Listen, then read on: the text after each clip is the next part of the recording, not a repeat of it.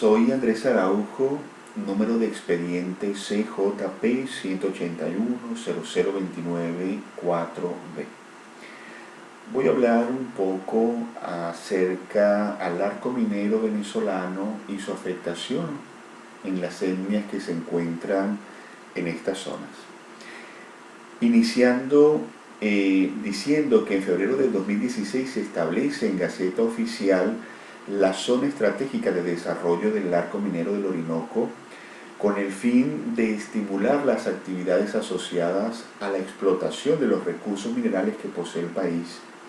asignándosele un área de más de 111.000 kilómetros cuadrados, lo que constituye un 12.2% de nuestro territorio nacional. Es este y otros decretos los que constituyen los cimientos para la legalización de una dinámica de extracción de minerales en Venezuela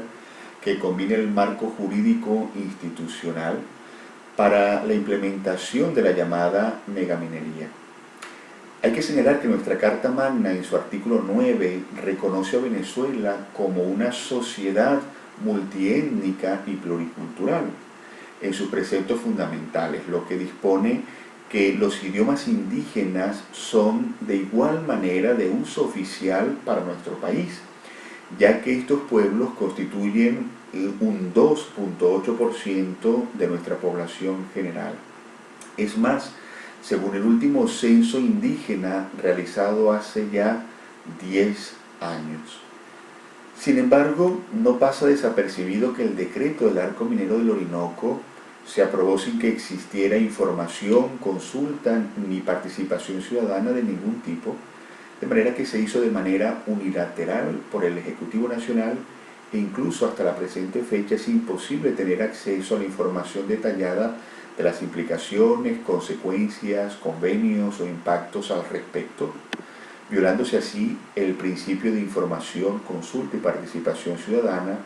que se encuentra establecido en nuestra Carta Magna, establecido en el artículo 128. Del mismo modo, la Ley Orgánica del Ambiente señala en su artículo 41 que los pueblos indígenas y las comunidades locales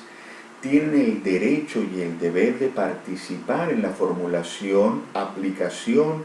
formulación de proyectos, de programas que sean susceptibles de afectarles a ellos directamente en su vida y en su bienestar, ya que ellos ocupan desde tiempos ancestrales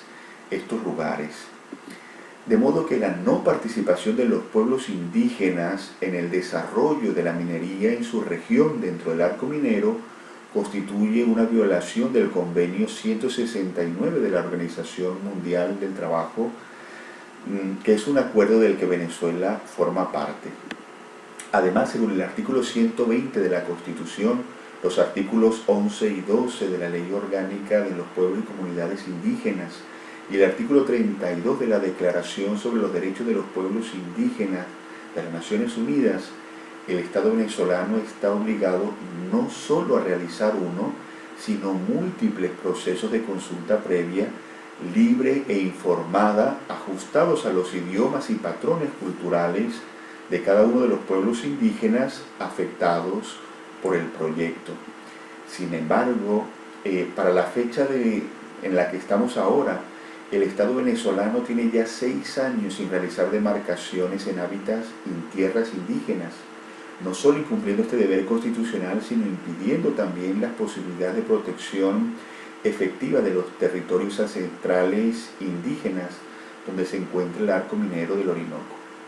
Y esto es algo que las comunidades indígenas, de las comunidades que se encuentran en los estados del Amazonas y el estado Bolívar, vienen denunciando de manera reiterada, ya que la creciente actividad minera de sus zonas acarrean trágicas consecuencias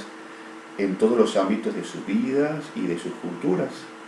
Nos encontramos pues ante un latente peligro de exterminio de estos pueblos, ya que dentro de los poligonales del arco minero se encuentran 2 pueblos de contacto inicial, como lo es el pueblo Oti o Jodi y el pueblo Eñepa. Tal es el caso que desde el año 2012 al 2020, en distintas ocasiones, altos comisionados para los derechos humanos de las Naciones Unidas, la propia Comisión Interamericana de Derechos Humanos y la Organización Panamericana de la Salud han venido alertando que si no se toman medidas de protección a favor de estas comunidades, se generarán condiciones para su desaparición. Es importante señalar también que el Gobierno Nacional adoptó durante el 2020, por primera vez en la historia, una resolución que permite la explotación mineral fluvial de manera expresa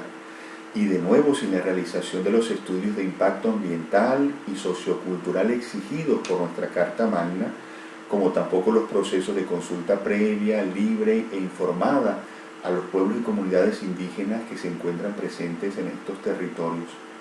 Por tanto, se considera necesario que es importante adoptar las medidas legislativas o de cualquier índole para poner en marcha en un plazo razonable el derecho a la consulta y al consentimiento previo, libre e informado de los pueblos indígenas y tribales, conforme a los estándares de derechos humanos internacionales y con la participación plena, por supuesto, de los pueblos y comunidades que se ven directamente afectadas. Muchas gracias.